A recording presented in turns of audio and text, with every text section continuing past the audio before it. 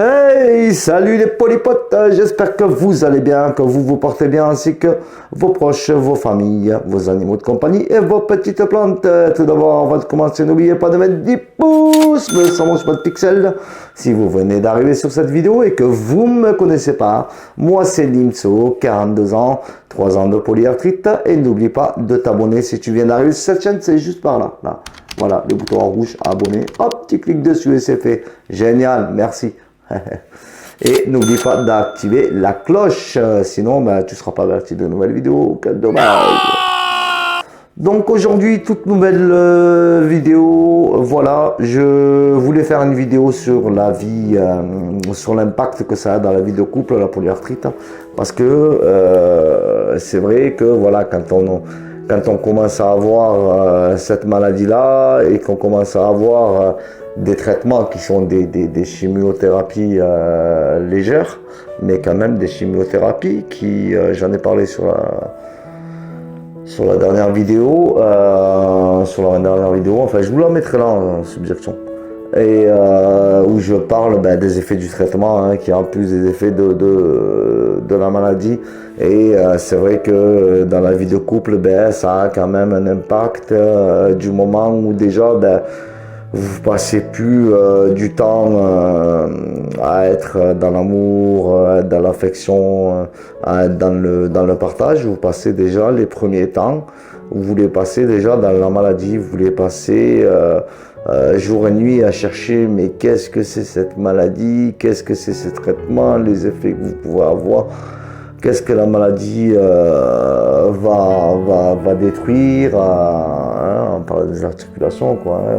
Est-ce que je vais perdre mon autonomie? Est-ce que voilà, on se pose mille et une questions et ça dure un certain temps. Il y en a pour qui ça peut durer un mois, il y en a pour qui ça peut durer une semaine. Moi, ça a duré, honnêtement, franchement, si je suis vraiment honnête avec vous, je pense que ça a duré presque un an. Pendant presque un an, moi, je sais que je l'ai délaissé complètement. Je m'en excuse, mon amour, je t'aime. Et franchement, j'ai de la chance de l'avoir. Et parfois, je me dis même que je ne la mérite pas, parce que il faut vivre avec une personne qui est malade pendant pratiquement un an, la personne, elle reste à se renseigner dans la maladie, elle parle que de la maladie, elle est que dans les traitements, voilà, on est que dans la maladie. Et du coup, moi, ça me rendrait complètement dingue, parce qu'au bout d'un moment, j'aurais envie de vouloir sortir la personne de là-dedans et lui dire, maintenant, tu vas te réveiller, il y a autre chose que la maladie, on va essayer de l'oublier un petit peu et d'aller mieux. Et c'est vrai qu'elle le faisait, elle essayait de me secouer un petit peu, mais moi, je suis quelqu'un de très borné et qui reste là-dedans, et du coup, je l'ai très mal pris, voilà, il y a beaucoup de disputes, mais c'est pas vraiment des disputes où on se fait des reproches ou quoi que ce soit. C'est des disputes en fait qui font que parce que vous restez dedans dans la maladie, donc vous êtes dans votre monde. Elle essaie de vous sortir de là-dedans, ou lui, il essaie de vous sortir de là-dedans, et du coup, vous allez monter le niveau, parce que vous allez voir qu'il n'y a pas de réaction. Donc, tous les deux, vous allez monter le niveau. Et au bout d'un moment, il va y avoir un niveau tellement haut, mentalement, que ça va clasher. Ça va clasher parce que vous allez vouloir essayer de réveiller vous, de le réveiller par rapport à votre maladie, de lui faire comprendre que c'est grave, que vous ne l'acceptez pas et que vous avez peur, et elle de vous faire comprendre qu'elle a compris et qu'elle veut vous sortir de là-dedans, ou lui. Donc du coup, c'est vrai que ces débuts de maladie, il apporte beaucoup de conflits, il apporte beaucoup de désaccords. Et moi, je sais que si je suis encore avec elle, c'est parce qu'elle a su prendre sur elle et elle a su prendre les choses comme il le fallait, c'est-à-dire qu'elle a su, déjà elle me connaît parfaitement, et elle a su comment me réapprivoiser, comment me reséduire, comment faire en sorte que je sorte de là-dedans, quoi. Et elle a réussi, elle s'est battue, elle n'a pas lâché, elle a réussi, et je la remercierai jamais assez. parce que je fais peut-être des vidéos et tout aujourd'hui, j'essaie de vous apporter des conseils, mais je suis comme vous, hein, je suis aussi faible que vous et j'ai peut-être eu plus de mal que certains d'entre vous même. Donc c'est pour dire qu'au début de la maladie, ça cause un problème déjà d'acceptation. Donc vous acceptez pas la maladie, même si on vous comprend, c'est déjà le problème, il est avec vous-même. C'est vous-même qui fait que, et c'est tout à fait normal, et c'est humain, n'importe qui, hein. Il attrape la maladie du jour au lendemain, il va mettre un certain temps à l'accepter, hein.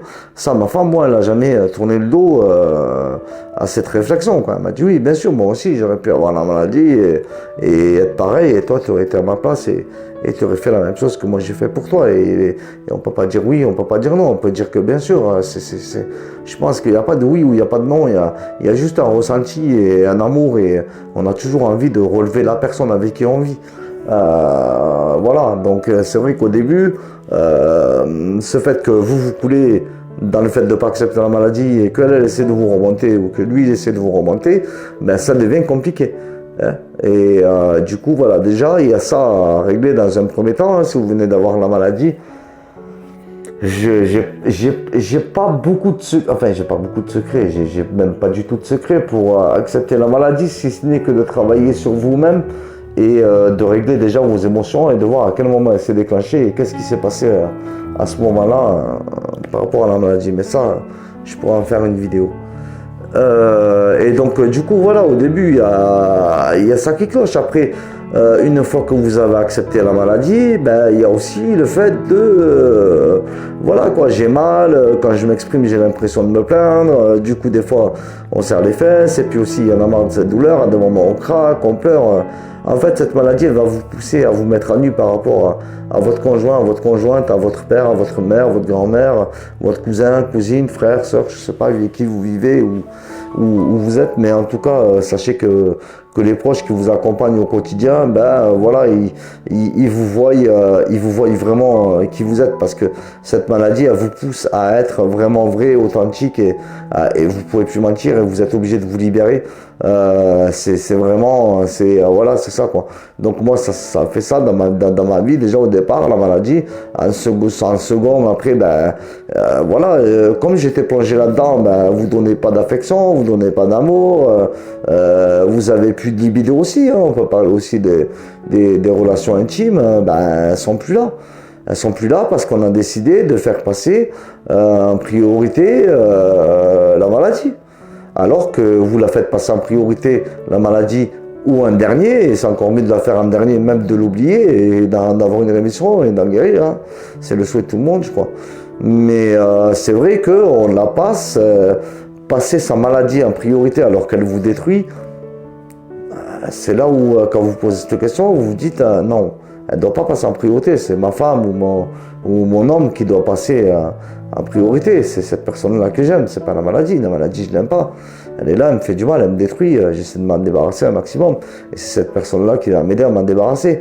Donc c'est vrai qu'il faut se poser ce genre de réflexion déjà et de questionnement pour déjà prendre conscience que parfois on met la maladie en avance et du coup voilà. Et puis en plus avec les effets, ben ça par contre c'est de votre faute et pas du tout. Voilà, moi c'est pas ma faute.